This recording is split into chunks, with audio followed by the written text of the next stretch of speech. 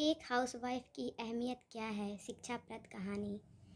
तो दोस्तों, मेरी कहानी अच्छी लगती हो तो प्लीज़ सब्सक्राइब करना, लाइक करना, कमेंट करना और प्लीज़ मुझे आगे बढ़ाना ताकि मैं ऐसे ही अच्छी अच्छी कहानी आपके लिए लेके आ सकूं। कहानी में आगे बढ़ने से पहले मैं आपको बता दूं कि आप अपने घर की बीवी, माँ, बहनों का इज्जत किया करें, उनका साथ दिया करें। अब आगे बढ़ते हैं कहानी की ओर। एक हाउसवाइफ की कहानी। माँ, बेटे और बहू तीनों ही खाना खाने के टेबल पर बैठकर खाना खा रहे थे। खाते समय लड़का अपनी पत्नी को बोला, सीमा, तुमने आज भी दाल चावल बनाया? खाना बनाने में तो आलस मत किया करो। बस हाउसवाइफ ही तो हो, तुम घर पर ही रहती हो। रसोई घर में कुछ अलग अलग खाना बनाना अच्छा नहीं लगता क्या? क्यों रोज़ ही एक ही तरह का खाना बनाती हो? सीमा बोली, आज मैं बनाने वाली थी। मैं आज सूजी का खीर बनाने वाली थी, पर रसोई में सूजी ख़त्म हो गई। मैं कल ही ऑर्डर किया था, पर अभी तक आया नहीं। कोई हरकत नहीं, मैं कल बना दूंगी। रसोई घर में कुकर की सीटी बजती है और खाने के समय सीमा रसोई घर में आती है। रसोई घर में वापस आते वक्त डाइनिंग टेबल पर बैठकर सीमा बोली कि मैं कुकर में आलू डाले हैं, शाम को मैं आलू के बड़े बनाने वाली हूँ। यह सुनकर उसके सास को बहुत खुशी हुई। गोपाल बोला, अच्छा है, तुम दोनों को तुम्हारी पसंद की चीज़ बनाने और खाने में बहुत मज़ा आता है। ऐसे में दरवाजे की बेल बजी। सीमा वापस खाने के टेबल पर उठी और दरवाज़ा खोला। डिलीवरी बॉय सूजी लेकर खड़ा था। पार्सल लेकर सीमा वापस खाने के टेबल पर खाने के लिए बैठी। तभी तभी माँ ने बेटे से बोली कि अगर तू दरवाज़ा खोला होता तो फिर क्या होता? बेचारी ठीक से खाना भी नहीं खा सकती। तो बेटा बोला, सॉरी माँ, उठ नहीं सकता, मुझे ऑफिस जाने के लिए देर हो रही है। फिर रूम में चला जाता है। वो सीमा को आवाज़ देता है, मेरी फ़ाइल मिल नहीं रही है, तुम ढूंढ कर दो सीमा। फिर एक बार खाने की टेबल से उठने वाली थी और फिर उसकी तरफ से जाने वाली थी। तभी सास ने उसे रोका। छोटा बच्चा नहीं है वो, खाओ तुम खाना। थोड़ी देर बाद रूम से गोपाल की आवाज़ आई, फाइल मिल गई।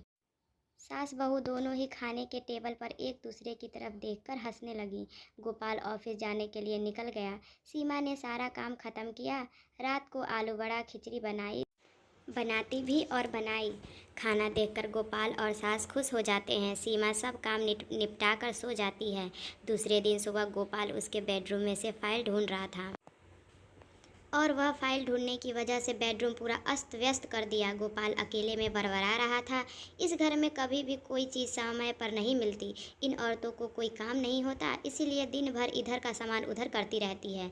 उसके आवाज़ से सीमा वापस उसके रूम में आती है और रूम की बुरी हालत देखकर उसे गोपाल पर गुस्सा आता है। वह गोपाल को पूछती है, आप ये क्या कर रहे हो? तभी गोपाल बोलता है, मैंने तुम्हें पिछले दिन ही दी हुई फाइल कहाँ पर है? सीमा तुरंत वह फाइल बाहर निकालती है और वह गोपाल को दे देती है। सीमा गोपाल को कहता है, इतना सारा सामान बिखरने से पहले मुझसे एक बार पूछा तो होता, कितना सामान बिखरा पड़ा है, मैं क्या दिन भर यही काम करती रहूं क्या? उल्टा गोपाल सीमा पर चिल्ला देता है और बोलता है कि क्या काम रहता है दिन भर तुम्हें? इतना काम भी तुम नहीं कर सकती क्या? दिन भर सोते ही रहती हो सिर्फ। माँ के कहने पर हाउसवाइफ से शादी की। पति पत्नी का बोलना माँ के कानों में पड़ता है, जो गोपाल को पता नहीं था। माँ सीमा के पास जाती है। तभी सीमा रो रही थी। कोई भी गलती नहीं होते हुए भी गोपाल उस पर चिल्लाया, यह उसको पता था। सीमा से वह बहुत प्यार करता है, सीमा भी उसे बहुत प्यार करती है। सास ने सीमा को शांत किया।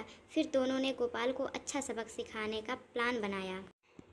दूसरे दिन सुबह गोपाल नींद में जागा, तभी वह सीमा को चाय के लिए चिल्ला रहा था।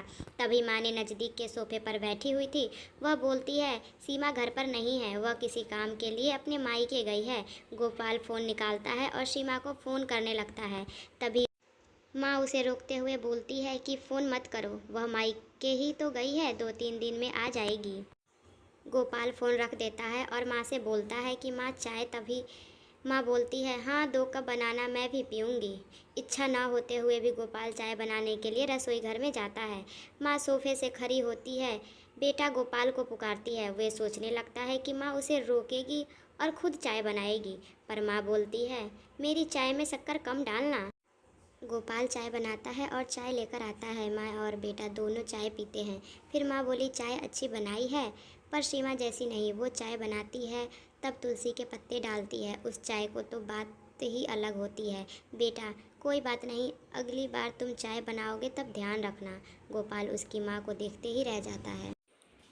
थोड़ी देर बाद गोपाल उसकी माँ से बोलती है, माँ आज मैं मटर पनीर खाना चाहता हूँ। माँ फिर से गोपाल की तरफ देखकर बोली, अरे वाह, आज मेरा बेटा मटर पनीर बनाएगा और मुझे खाने के लिए देगा। अच्छा हुआ, बहुत दिन से मटर पनीर खाने की इच्छा थी। तभी गोपाल बोला, अरे माँ, मटर पनीर आपको बनाने के लिए कहने वाला था। तभी माँ ने बोली, नहीं बेटा, मेरे घुटने में बहुत दर्द है, मैं इतनी देर रसोई में खड़ी नहीं रह सकती। तभी गोपाल उसका फ़ोन निकालता है और रेस्टोरेंट से ऑर्डर देने लगता है। तभी माँ उसे रोकती है और बोलती है, मुझे वह होटल का खाना पचता नहीं है, मुझे गैस बन जाती है और तुम मुझे बाहर का खाना खिलाने वाले हो क्या? शायद माँ से तुम्हें प्यार नहीं है, शायद माँ से तुम प्यार नहीं करते हो गोपाल। तभी गोपाल खाना बनाने के लिए रसोई घर में जाता है। 1 घंटे बाद खाना तैयार होता है। 2 थाली में खाना लेकर गोपाल उसकी माँ के पास आता है। गोपाल ने दाल चावल बनाया है। यह माँ देखती है। गोपाल को बोली, अरे बेटा, तुम मटर पनीर बनाने वाला था ना? गोपाल बोला कि माँ, यह आसान है बनाने के लिए। तभी माँ बोलती है, सीमा होती तो आज उसे मटर पनीर बनाकर मुझे खिला दिया होता। पर तुम जाने दो, तुम्हारे हाथों का खाना बना हुआ खाना कहाँ मैं रोज़ खाती हूँ। ऐसा बोलकर माँ खाना खाने के टेबल पर आकर बैठती है। चल, दोनों हाथ से खाना खाते हैं। गोपाल ने पहला निवाला मुंह में डाला ही था, तब माँ ने उसे, अरे बेटा, दाल में नमक कम है, जा थोड़ा नमक ले आ। वो खाते खाते उठता है और रसोई घर में से नमक लेकर आता है और माँ को देता है। फिर से खाने के लिए बैठता है। तभी बीच में माँ खांसने लगती है और गोपाल से बोलती है, जा पानी लेके आ। गोपाल फिर खाते खाते उठा और पानी लाने गया। फिर वो पानी माँ को देता है। इस सब में गोपाल का चेहरा पर गुस्सा स्पष्ट रूप से दिख रहा था। गोपाल को अब समझ में नहीं आ रहा था कि वह सीमा के साथ जिस प्रकार बर्ताव करता था, उसे कितना बुरा लगता होगा। वो ये सब खुशी से करती थी। उसके चेहरे पर कभी भी कोई सिकन नहीं दिखी। वह सोचते सोचते खाना खा रहा था। माँ यहीं पर नहीं मानी। खाना होने के बाद माँ गोपाल को बर्तन धोने के लिए कहती है और माँ उसके रूम में आराम करने चली जाती है।